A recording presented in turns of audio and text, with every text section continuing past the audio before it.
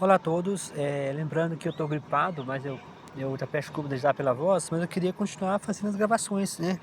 No momento eu tô lendo cortes desse meu livro, A Revolução Ateísta, né. Nesses vídeos, geralmente eu falo um pouco sobre, livros, eu geralmente leio meus livros, né, eu imprimo, eu faço uma impressão, né, vocês podem fazer impressão também se vocês quiserem pela Amazon.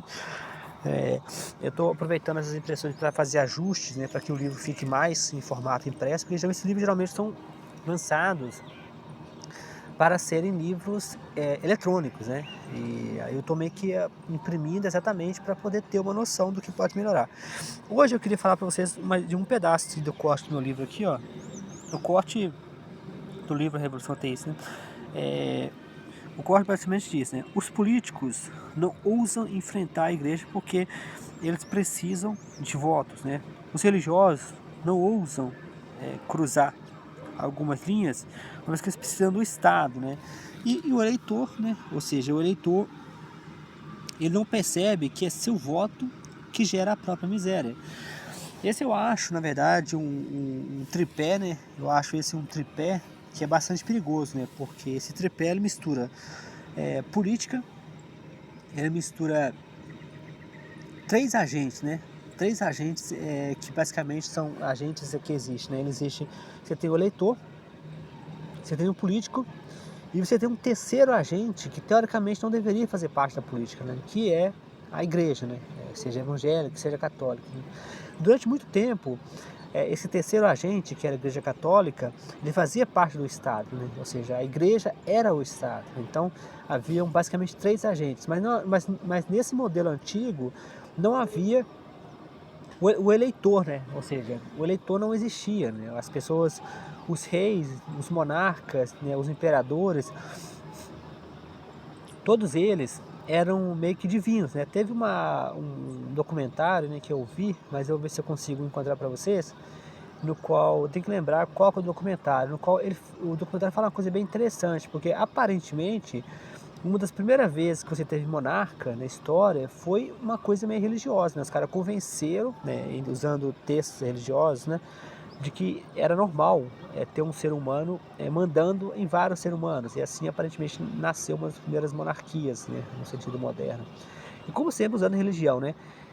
Só que durante muito tempo você tinha somente 2 agentes, né, que era o Estado, que exercia poder absoluto sobre as pessoas, que eram monarquias, eram impérios, e você tinha um terceiro agente que era a igreja, né. Com o surgimento das democracias modernas, do voto, né, com o surgimento de tudo que surgiu posteriormente, nós tivemos um terceiro agente, né, que é o eleitor, né. O eleitor é um agente moderno, né, o eleitor livre. Como exemplo, no Brasil, né, no Brasil o voto, né, como nós vemos hoje, né, o voto como nós vemos hoje, só surgiu mais ou menos em 89, né, ou seja, deve ter 40 anos mais ou menos, que 40, quase 40 anos que nós tivemos o eleitor pleno, né. Aqui eu tô falando de eleitor pleno, né, até algum tempo atrás, até algum tempo atrás você não tinha esse eleitor pleno, né, você tinha algumas por exemplo, a democracia grega, né, que é um dos modelos que inspira a nossa democracia moderna. A democracia grega, o voto, ele era específico para pessoas de poder, né, era mais uma oligarquia, né. Esse terceiro agente, que é o voto, ele vinha de oligarquias, de pessoas em posição de poder.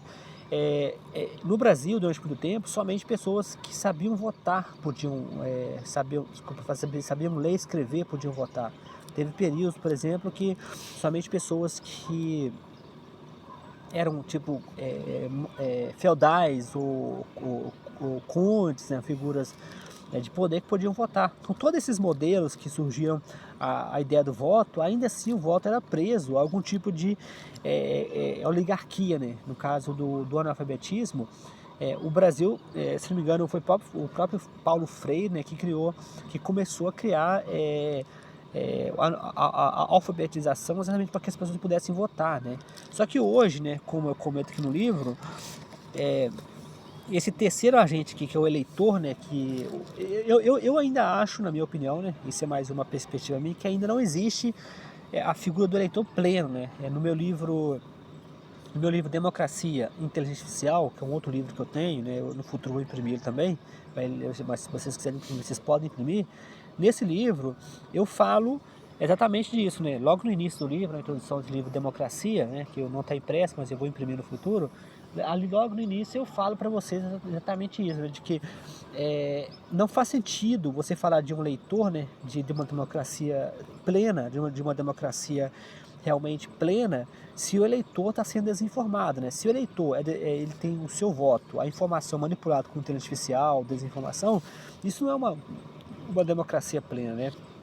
Uma democracia plena, aqui nós falamos no comentário do livro A Revolução Ateísta, eu falo de 3 agentes, né? O político, né? A igreja, né? Que são tá vendo aqui a igreja, né? O político, a igreja, né? Que são os 2 agentes, e o terceiro, que é o eleitor, né? O eleitor, são 3 agentes, né? Em uma democracia plena, a igreja não deve existir, né? Em uma democracia plena, mas nós sabemos que no Brasil isso pode ser demonstrado matematicamente. Eu até fiz onde que eu moro, na região, para vereador, você pode coletar os dados usando estatística, mas isso não é segredo. A igreja funciona como terceiro agente, né? O que viola completamente a ideia. Só que existe um outro agente, né, que seria um agente invisível, né, que eu exploro no meu livro Inteligência Artificial e Democracia. Tem um quarto agente, que seria um agente invisível, que é a desinformação, né, que é usado ferramentas como inteligência artificial. Então, assim, nesse livro, meu Inteligência Artificial e Democracia, logo no início eu falo isso, que não faz sentido a gente pensar em uma democracia, porque para a pessoa votar, a pessoa precisa ter informação neutra, né, ou pelo menos uma informação confiável. O que nós vemos hoje em dia é uma distorção da realidade usando desinformação, né, fake news, né?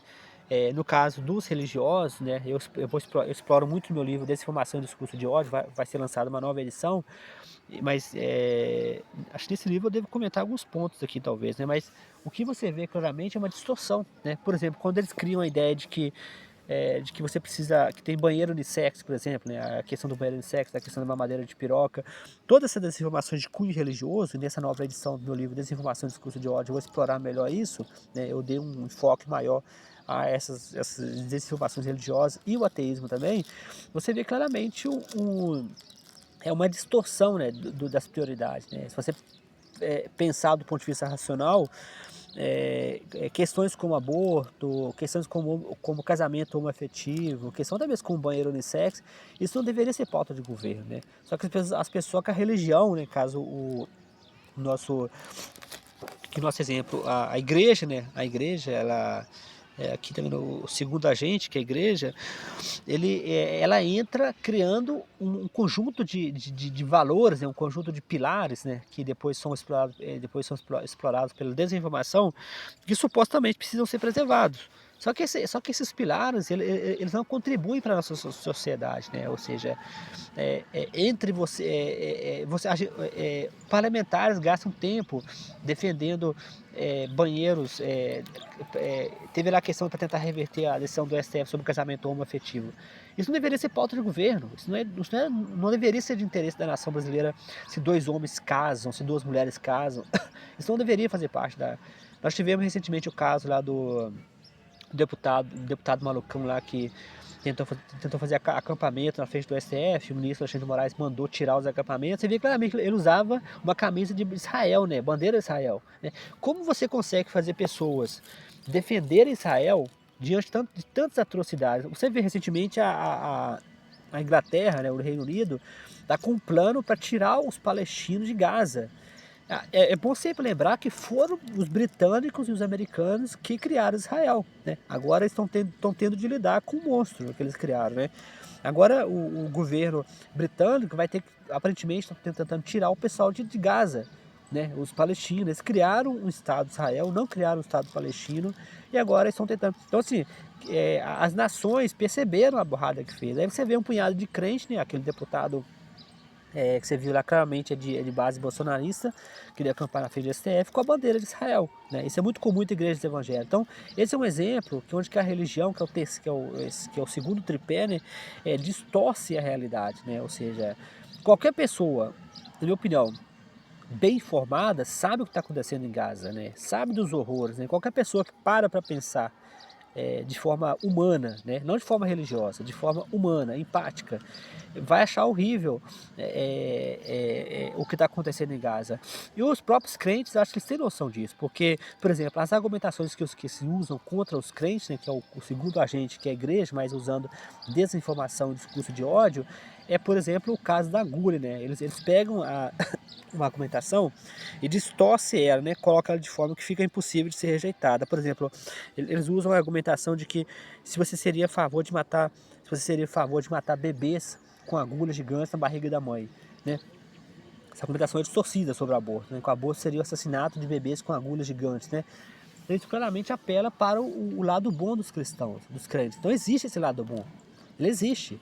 Só que, só que para isso é necessário que a igreja aponte, né? O cristão ele não consegue ativar o seu lado bom, que existe, né? O exemplo, se você pegar todas as informações contra os que na verdade contra a democracia, coisa e tal, que é usado pelos cristãos, geralmente são desinformações que apelam para o lado bom das pessoas, só que apela distorcendo e omitindo. Por exemplo, as igrejas não, se as igrejas evangélicas, né, quisessem defender as crianças da Palestina, né, quisessem falar algo do tipo para os seus seguidores, né? Olha, tanto de crianças palestinas estão morrendo, olha tanto de crianças, mulheres palestinas estão morrendo, mas não é esse o discurso que eles fazem, né? O discurso deles, eles focam totalmente no suposto caso de que Israel é o povo de Deus, né? Ignorando completamente as mortes. É isso que a religião é perigosa, porque ela distorce a realidade, ela simplifica, e no meu livro, que vai ser lançado na próxima edição, Desinformação, Discurso de Ódio, eu falo muito disso, né? Como que a desinformação distorce o discurso público, né?